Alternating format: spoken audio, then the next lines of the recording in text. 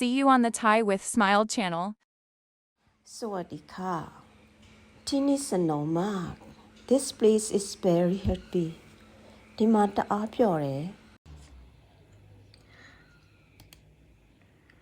ที่นี่สนุกมาก This place is very happy ဒီမှာတအားပျော်တယ်ที่นี่สนุกมากที่นี่สนุกมากฉันจะกลับในวันพรุ่งนี้ค่ะฉันจะกลับในวันพรุ่งนี้ค่ะ I will be back tomorrow ကျွန်မမနေ့ပြန်လာမယ်ရှင် Club ပြန်သည် return Club พรุ่งนี้မနေ့ပြန် tomorrow พรุ่งนี้ကျွန်မမနေ့ပြန်မယ်ရှင်ฉันจะกลับในพรุ่งนี้ค่ะพวกเราคงคิดถึงคนแน่พวกเราคงคิดถึงคนแน่ Oh we will miss you ကျမတို့တော့ရှင့်ကိုသတိရနေမှာပဲพวกเราคงคิดถึงคนแน่พวกเราคงคิดถึงคนแน่พวกเราကျမတို့ငါတို့ We ask everyone everybody ခုံคิดถึง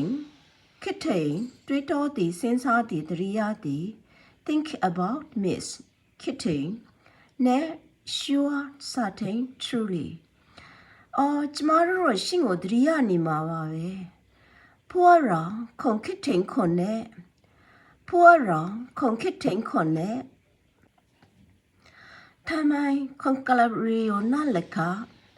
ทำไมคงกลับเร็วนั่นแหละคะ Why are you leaving so soon ทำไมคงกลับเร็วนั่นแหละคะဘာကြောင့်ရှင်ကဒီလောက်မြန်ရတာလဲရှင်ทำไมคงกลับเร็วนั่นแหละคะทำไมဘာကြောင့် Why ทำไมเร็วမြန်ဆန်တော့ fast เร็วဘာကြောင့်ရှင်ကဒီလောက်မြန်ရတာလဲရှင်ทำไมคงกลับเร็วนั่นแหละคะทำไมคงกลับเร็วนั่นแหละคะฉันต้องเริ่มทำงานไหนสัปดาห์หน้าค่ะฉันต้องเริ่มทำงานไหนสัปดาห์หน้าค่ะ I have to start work again next week ฉันต้องเริ่มทำงานไหนสัปดาห์หน้าค่ะฉันต้องเริ่มทำงานไหนสัปดาห์หน้าค่ะနောက်တစ်ပတ်မှာကျမအလုပ်ပြတ်ပြီးစတင်လုပ်ရမယ်ရှင်နောက်တစ်ပတ်မှာကျမအလုပ်ပြတ်ပြီးစတင်လုပ်ရမယ်ฉันต้องเริ่มทำงานในสัปดาห์หน้าค่ะเริ่มสถานที่ began start สัปดาห์หน้า next week နောက်တစ်ပတ်สัปดาห์หน้าเริ่มနောက်တစ်ပတ်မှာကျမအလုပ်ပြတ်ပြီးစတင်လုပ်ရမယ်ฉันต้องเริ่มทำงานในสัปดาห์หน้าค่ะฉันต้องเริ่มทำงานในสัปดาห์หน้าค่ะ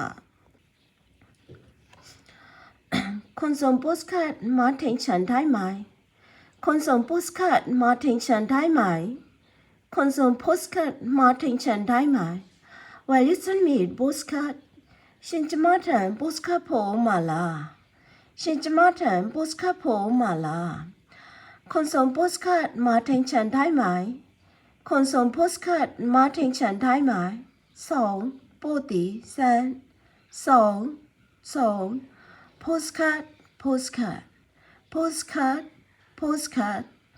ฉันจะมาถึงโปสการ์ดผมมาล่ะคนส่งโปสการ์ดมาถึงฉันได้ไหม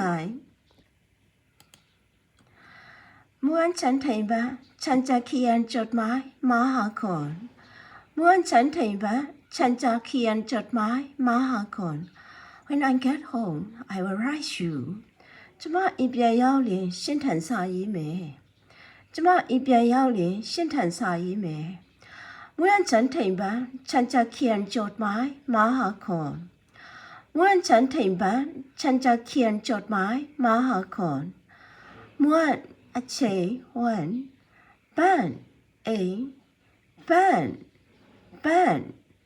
เขียนရေးသည်เขียนจดหมายစာจดหมายကျမအိမ်ပြန်ရောက်ရင်ရှင်းထန်စာရေးမယ်เมื่อฉันถึงบ้านฉันจะเขียนจดหมาย มาหาคนปีหน้าคนจะกลับมาอีกไหมคะปีหน้าคนจะกลับมาอีกไหมคะปีหน้าคนจะกลับมาอีกไหมคะ Are you coming back next year ရှင်နောက်နှစ်မှာပြန်လာအောင်မလားရှင်နောက်နှစ်မှာပြန်လာအောင်မလားปีหน้าคนจะกลับมาอีกไหมคะปีหน้าคนจะกลับมาอีกไหมคะ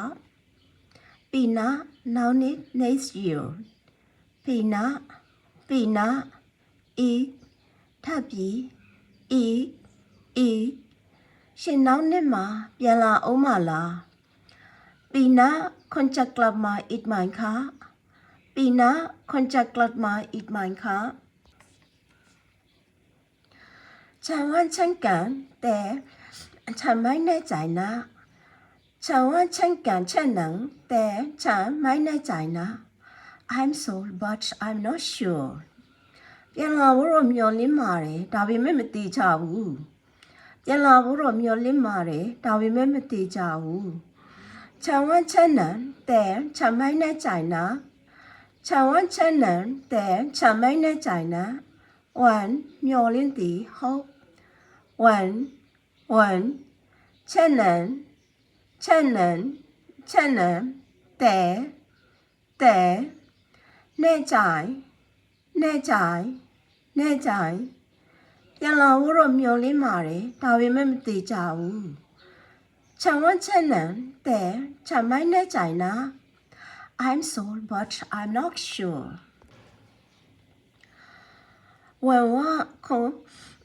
คงจะกลับมาอีกหวังว่าคงจะกลับมาอีก I hope you will come back again หวังว่าคงจะกลับมาอีกရှင်တကြောပြန်လာဖို့ကျမမျှော်လင့်နေတယ်หวังว่าคงจะกลับมาอีกI hope you will come back again หวังว่าคงจะกลับมาอีกคนชอบที่นี่ไหม Have you enjoyed it here คนชอบที่นี่ไหมရှင်ဒီကိုလာတာကြိုက်ရလားပျော်ရွှင်ရလားคนชอบที่นี่ไหม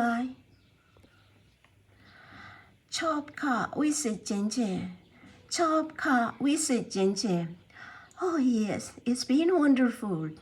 ပြောရဖို့ရှင်ဒါအံ့ဩစရာပဲရှင်ชอบค่ะวิเศษเจ๋งชอบค่ะวิเศษเจ๋งวิเศษ amazing เจ๋ง really เจ๋งวิเศษပြောရဖို့ရှင်ဒါအံ့ဩစရာပဲရှင်ชอบค่ะวิเศษเจ๋งฉันสนุกมาก I have a great time ကျမတအားပြောတာရှင်